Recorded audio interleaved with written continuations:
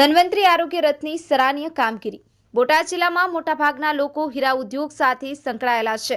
અત્યારે હીરામાં મંદી હોવાથી અને ખેતરોમાં કામ પૂરા થઈ ગયા હોવાથી મોટાભાગના લોકો બેરોજગાર છે। લોકોને રોજગારી મળી રહે તે માટે બોટાદ જિલ્લાના સાલૈયા ગામે ગ્રામ પંચાયત દ્વારા મનરેગા યોજના હેઠળ રાહત કામ શરૂ કર્યું છે। બોટાદ જિલ્લામાં ધન્વંતરી આરોગ્ય રથ કાર્યરત છે, જે ગામડાના છેવાડાના માણસોને આરોગ્યની સુવિધા પૂરી પાડે છે।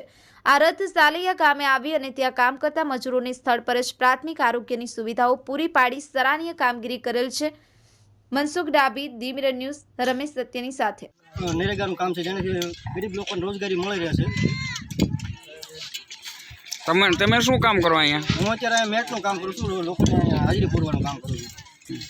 કામ તો બધું રેડી ચાલે છે ને? કામ બધું વ્યવસ્થિત ચાલે છે ને સરસ કામ છે। નરેગા એક યોજના સારી છે ગવર્મેન્ટની। Thank you.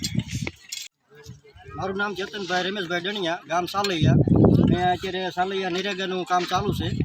અત્યારે બેરોજગારી એટલી છે, હીરામાં પણ મંદી છે, એના કારણે આપણે ગ્રામ પંચાયત દ્વારા ઠરાવ કરીને લોકોને મજૂરી મળી રહે એ માટે આપણે નરેગાનું કામ લાવ્યા છીએ અને અત્યારે કામ ચાલુ છે, તમે પાછું જોઈ રહ્યા છો।